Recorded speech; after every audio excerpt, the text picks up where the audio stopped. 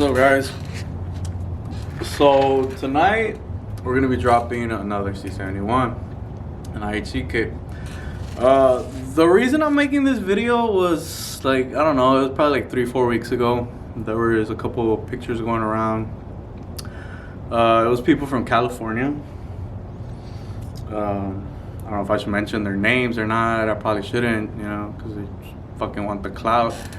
But yeah, they're pretty much talking shit about the kit, that the ball joints go out or something about the ball joint failing, and the truck had like a picture of the wheel all fucked up like that. I'm here to tell you guys that don't believe everything that you see on the internet. Half of it is bullshit. I feel that these people like to talk shit because they push other products, you know, they push McGoy's, they push Beltec. You know, there's nothing wrong with these other products. It's just that that shit doesn't align. Springs and spindles doesn't align. Control arms align.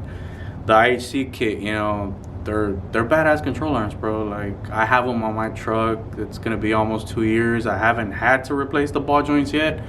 I'm about to do coilovers on them, so I'm gonna double check them. But the last time I checked them, they were fine. I was surprised. I was like, fuck, man, like, these ball joints have been through some shit, you know. The roads out here in Houston, they're pretty fucked up, you know, they're all messed up, whatever. The truck is my daily. I don't have another truck to use. So yeah, I'm here to show y'all the correct way to install these kits. I've had people get a cone bit, you know, and drill the spindle. That isn't necessary. Max, you need like a 1/2 inch drill bit to make the hole just so the little ball joint can go through. That's more like on the cast steel control arms, ball joint, whatever you want to call it. The stamp steel, I never had to drill any holes in it just to get it through, you know, it pretty much goes through. So I'm gonna show you guys the correct way to put these control arms on, the correct way to put these ball joints on, what to look for during the install so you don't mess it all up, because trust me, it's really easy to mess up this install, and to me it's one of the most simple installs to do. Yeah, there is more steps to take to accomplish it, you know, the correct way. I know a lot of you guys are like, oh no, I could do a drop kit, this and that. If you haven't done one of these, man, take your time with it. It's not like a DGM drop kit. It's not, you know, it's a little bit more steps into it, whatever, but it's a whole totally better product. So yeah, I'm gonna show you guys. I'm gonna jack up the truck, take it apart. I'm gonna be showing y'all, you know, I'm gonna even throw y'all the sizes of the tools that y'all need to take apart the front. And then whenever you get to the control arms and all that stuff, I'll tell y'all what to do. I do recommend y'all to buy some grease, you know, a little jar of $5 grease from fucking O'Reilly's, bro. I don't know why people don't use grease on these parts, and then they complain about it squeaking, you know, in a week or two. Just get the grease, man. Like, I don't know why people don't use grease. It's really inexpensive and it gets the job done. So fuck it, let's get started.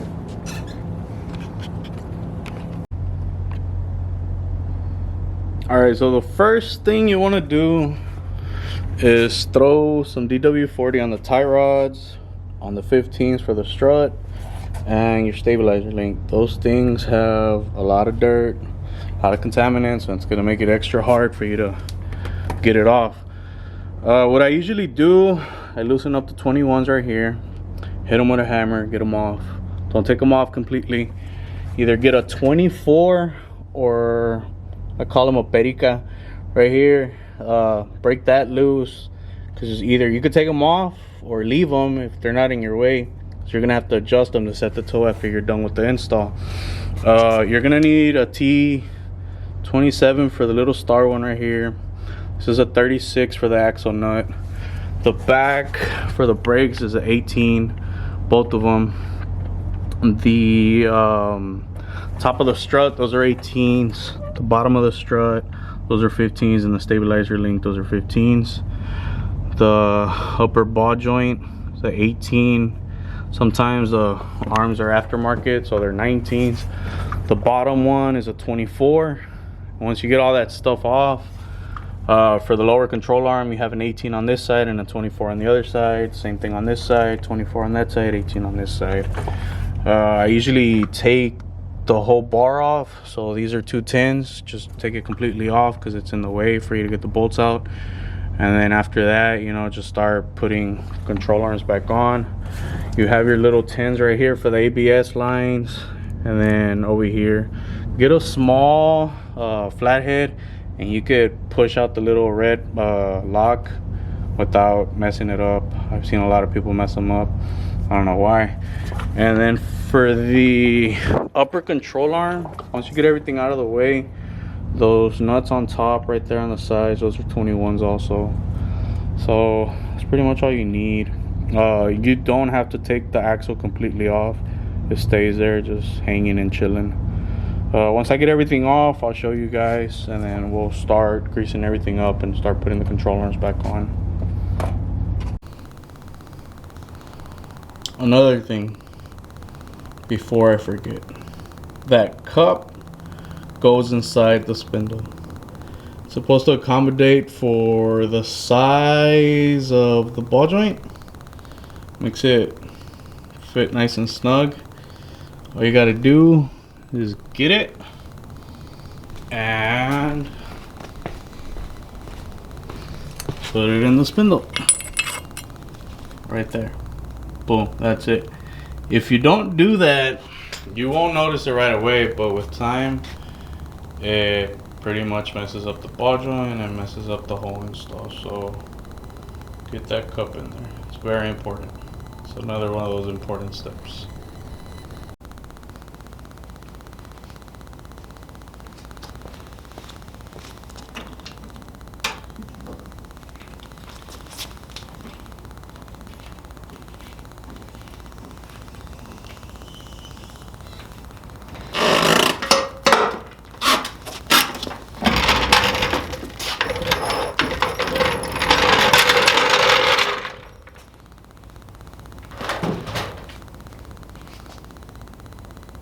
There you go. 4-inch drop in the front.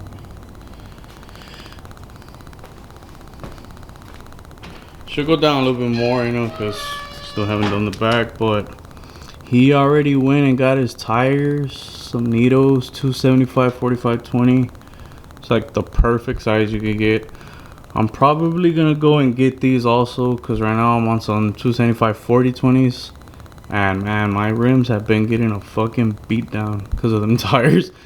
So yeah, I'll probably get these tires too. But like the other thread I have on mine. But man, these are pretty cool though. Yeah. Probably drop the back tomorrow, man. It's already pretty late. But man, this thing looks fucking sick.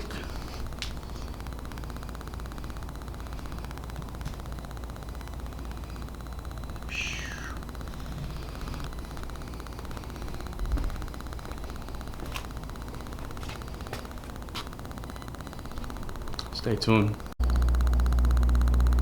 So, literally Christmas Eve already. I just stayed. I didn't even get sleepy, so I just finished up the truck. Still has to settle. You still gotta drive it, but she looks good, man. Pretty nice truck. So I can see it's a real 4x4. The real thing. She looks good, man.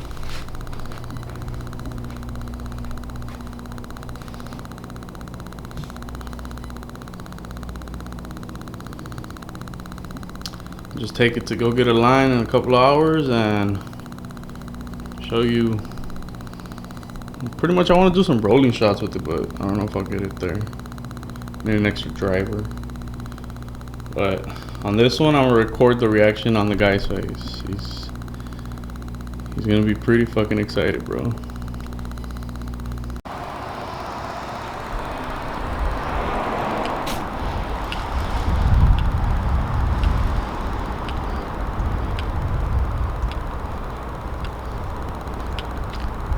There you have it, guys. 4.7 drop.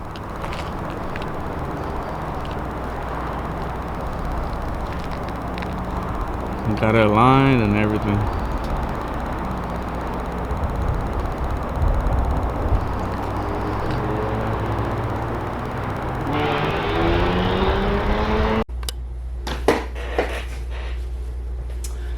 Well, there you go.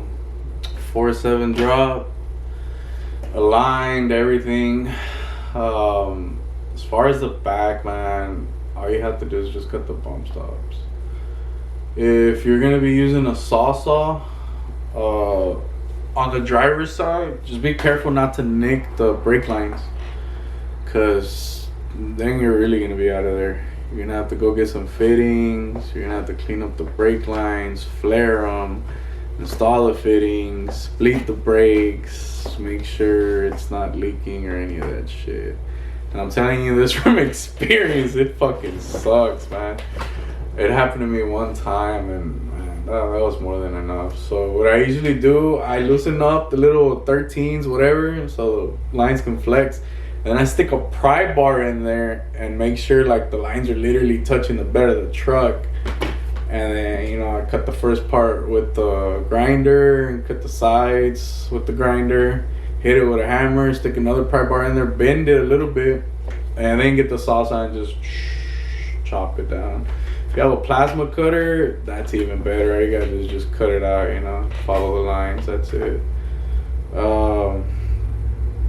On the U-bolts, what I usually do too, if they're like all rusted and nasty with dirt and shit, just brush them with like a steel brush, and then just spray them down with DW40, man. Just, you know, makes it way better. Do that, install the flip kit, put the tow hitch back on. The spare tire, I took it out of this one because he's gonna bottom out with that spare tire. Hopefully it comes back for some cow tracks. Most people do. So we're gonna go ahead and do that.